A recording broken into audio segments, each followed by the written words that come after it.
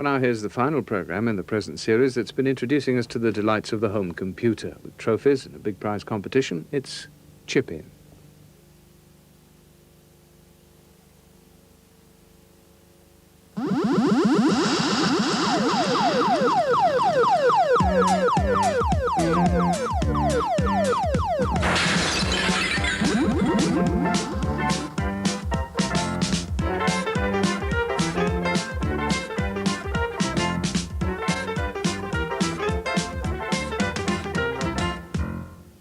Hello and welcome to the last programme in our current series of Chip In, where we delve into the world of the home computer. Today, astrologer Russell Grant will be finding out whether the computer can replace his mystical charts and years of experience as an astrologer. And if you're a gambling man, or a gambling woman for that matter, we've also discovered somebody who does the pools and bets on the horses using a computer. And following suit, Jane Bird, who's the editor of Personal Computer World and the resident Chip In expert, will be making some predictions about the future of the home micro. But now, Chip In Challenge, and our last chance to play the Chip In game based on Xenon Raid.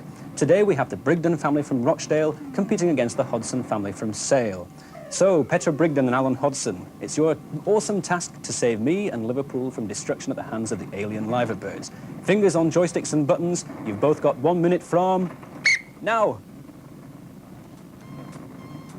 So here's Petra, giving those liverbirds some stick. Meanwhile, looking over Alan's shoulder, waggling that joystick furiously. So at the top of the screen you can see his score, down at the bottom his fuel rapidly running out.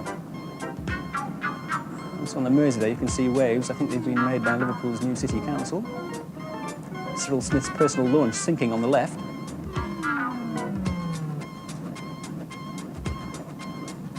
Petra Brigden firing rather indiscriminately, using up that fuel rather rapidly. For goodness sake, hit something, Liverpool's fate is in your hands.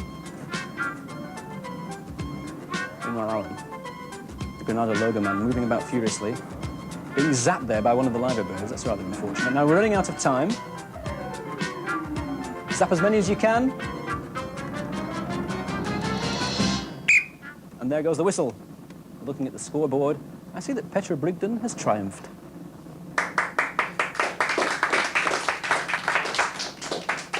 When I read my stars this morning, it said nothing about meeting a dark and handsome stranger. And then, lo and behold, who should arrive but Russell Grant, the TV Times astrologer.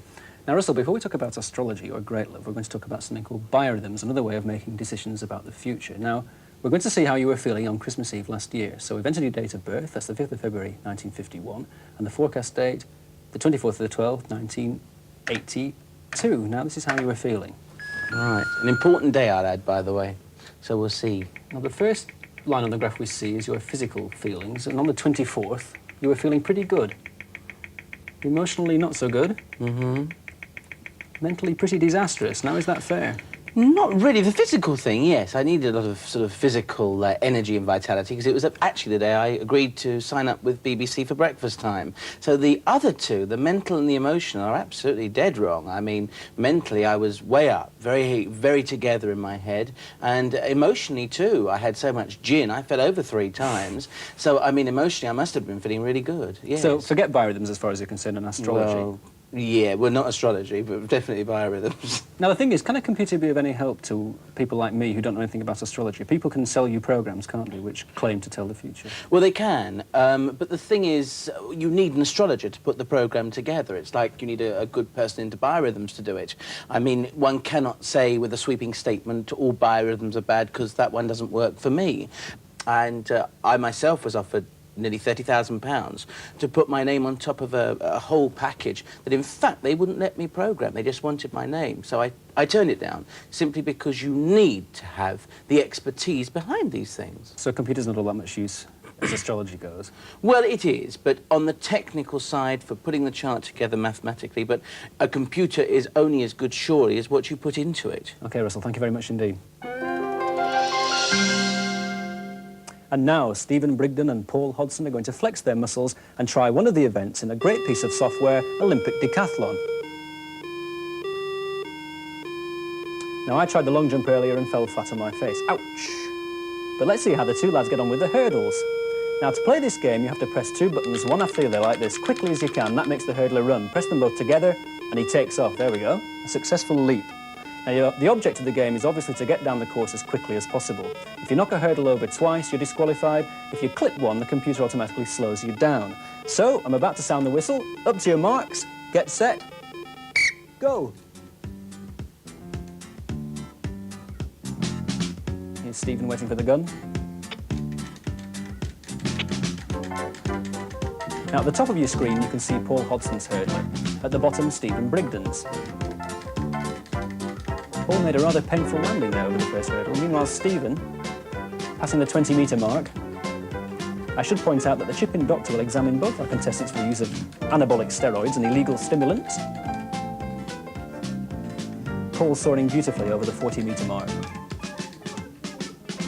Although he seems to be mixing a bit of Hopalong Cassidy in with the Rudolf Nureyev.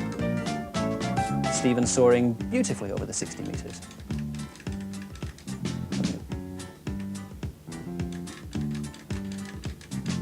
It's a rather nice piece of graphics, actually, this game. Stephen seems to be out in front. He's passing the 90-metre mark. Beautifully over that. Oh, but he's clipped it with a nasty bruised ankle there, I think, but he's coming up to the finish. Stephen is soaring joyfully over the finish mark with a time of 18.6. I can confidently predict that he's the winner.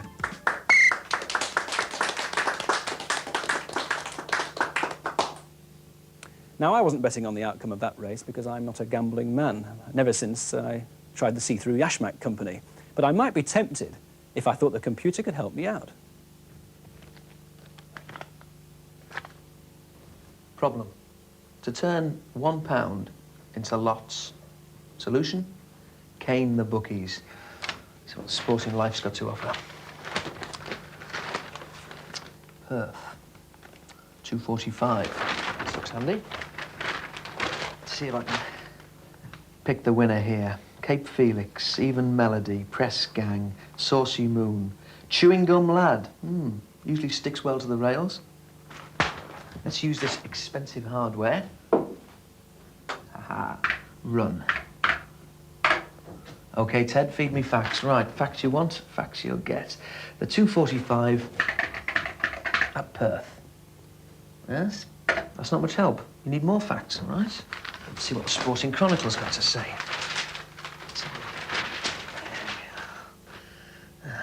Chrome mag. Now you're talking handy stuff, hey? Right then, we'll have Willie Carson, carries 8 stone overweight. That can't be right. Ronjo's Dream. 5 bob each way, up and down, inside out on Willie Carson. Lydden Mill, William I, Chewing Gum Lad, ran very well last time out. This is the stuff. Started off at 20-1, came in 4:30. Well, I've been through the Sporting Handicap, everything. The Sporting Chronicle, the Sporting Life. That's every fact I could possibly put into this. We're not getting anywhere, Ted. I need hot tips from the horse's mouth. Oh. The owner told Clarence the clocker. The clocker told Jockey McGee. The jockey, of course, passed it on to the horse. And the horse told me. Here's one. Hello, boy. Now, listen, you. Have you got any tips? Yeah, plant your geraniums early. All right, now listen. This is going on you. And I don't want any messing about. All right, lad? OK. Take that and we'll say no more about it. Just you and me. Come on, Lizzie. There's a good girl. Now, have I got all the facts right? Have I got all the information in the right order of importance to put into the computer? I mean, how many legs has it got? Yes? Seems the right number. What did it have for breakfast? What did you have for breakfast? Well, it all seems to count, so back to the computer. Right, I've been to those stables. I've got all the information straight from the horse's mouth. Mind you, some of those horses are terrible liars. Now, feed it all into the computer. Ah, there we are. Got all the weights, the right running times, what I had for breakfast, what colours the jockey's wearing, everything. Can't be wrong. Now, the big moments. I'll press the button and the computer's going to give me the winner. Barbados, here we come. Naughty Norman. I never thought of that. Mind you, 33 to 1. I put all my money on that. 50 pence each way.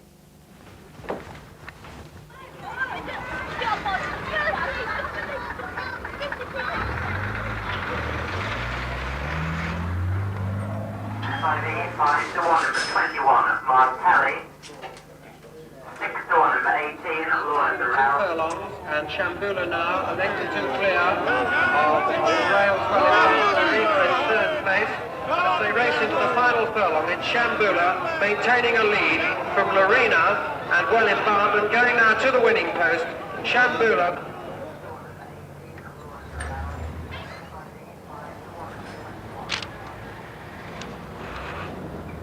Seventh horse in the seventh race, and it came seventh. I know. I could try roulette. That's numbers, isn't it? Or I could go greyhound racing. Mind you, I'd never beat them. Or go to Monte Carlo. From horses, we turn to football. Not computer football like this, but the real thing. And to continue this investigation into the help a computer can give a betting man, I'm joined now by Frank George, Professor of Cybernetics at Brunel University, which makes him an expert on all forms of forecasting. And lately, he's turned his attentions to football, the pools, and to betting on the horses. Now, Professor Frank George, an eminent Professor of Cybernetics, how did you become involved in forecasting the pools and doing the horses with the computer? With the computer, it's very recent, of course. My interest in the pools goes back to childhood, in the days when you used to have to fill in a piece of the newspaper. You struck out the team that was supposed to lose the game, cut it out of the newspaper and sent it off, long before coupons. But much more recently, having done a lot of forecasting in my capacity of advisor to NATO and government to some extent, my family, I have two daughters, grown-up daughters, said to me one day, "You're so clever, why don't you win money on the football pools?" So I said, sure, why not? So I set out to do it and found it very much more difficult than I expected. And then decided to try and apply mathematical methods, which were familiar to me, and then use the computer, at least for time saving, if nothing else. So you wrote a program. Can it improve our chances of winning? Oh, very much. There's no doubt whatever about that. If you filled up a coupon at random, the odds are 1,000 million to 1 against you. It's enough to depress you unutterably. But even if you eliminate ridiculous forecasts, like having all the first 8 matches of the 55 score draws, you can reduce it by, well, a fairly considerable factor. And then by using a bit of nous and having 10 goes or 100 goes, not just one go, you can probably bring it down to about 1 million to 1 against. But even that's grim, because if you think of 1 million golf balls and a great big swimming bath, and you're asked to pick just one, and it's got to be the right one, you wouldn't be very keen about it if much depended on it. But what does a computer and a well-written program do that the average punter can't? It's systematic in a way that people are not. It isn't the computer itself, it's the program, of course. What I did was study results for 5 or 6 years, build up relationships which showed that a team high up the league, which had just lost at home, might not do so well next week away against a team which is quite a bit lower down. Certain relationships like that do exist. It isn't a matter of pure chance, although there's a big chance element in it. It's that built into the program, experience over many years, which makes the computer effective. Not just the computer, but the computer properly programmed. Well, I know you're not a betting man yourself, but how have your associates gone on? Very well on the whole. Of course, there's a slightly depressing point. They're not always terribly encouraged to find they do far better than any of the other professional punters, but still don't win. Moving on from football pools into a wider area of your interests, there seems to be a computer in many homes now, possibly one day a computer in every home. Is that an attractive vision of the future, do you think? Well, that depends whose vision it is. It's not an attractive vision for me at all. I find that rather depressing. It depends how you use the computer. If you use it for games and things like that, I suppose it's a harmless, not very intellectually demanding, one could hardly say that. But on the whole, the thought of doing that, it seems to be rather typical of the rather dull, mechanistic age we're getting into. I think you might be better off going into the fields reading a book. I think you may be right. Professor George, thanks very much indeed. Pleasure.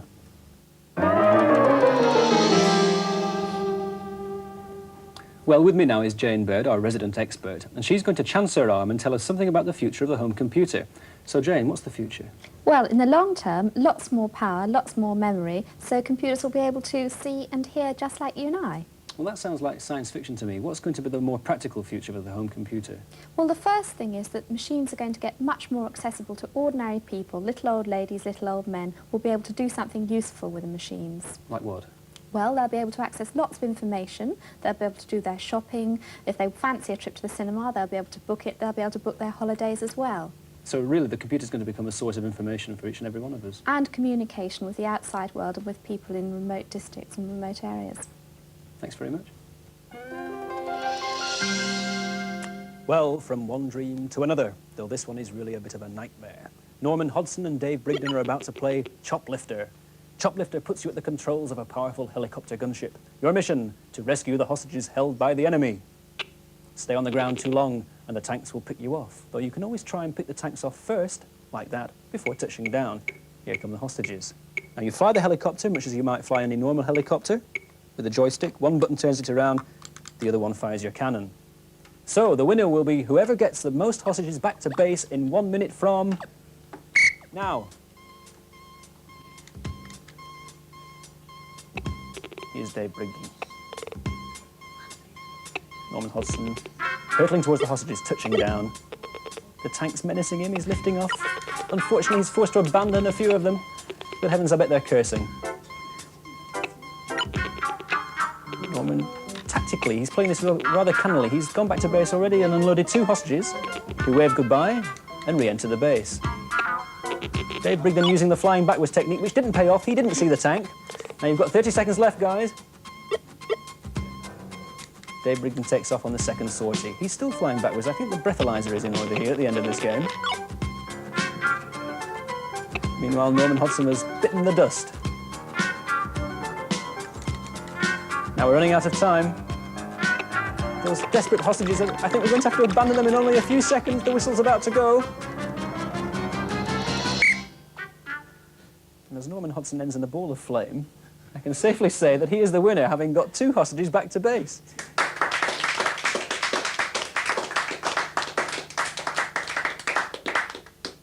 And so to the last presentation of the series. Once again, 2 families, the Brigdens and the Hodsons, have come into our studio and done friendly battle on the computer games. And once again, we don't bother to add up who's won and who's lost. And so I'm about to present these fabulous chip-in trophies to Paul, on behalf of the Hodson family, and to Stephen on behalf of the Brigden family. Well done.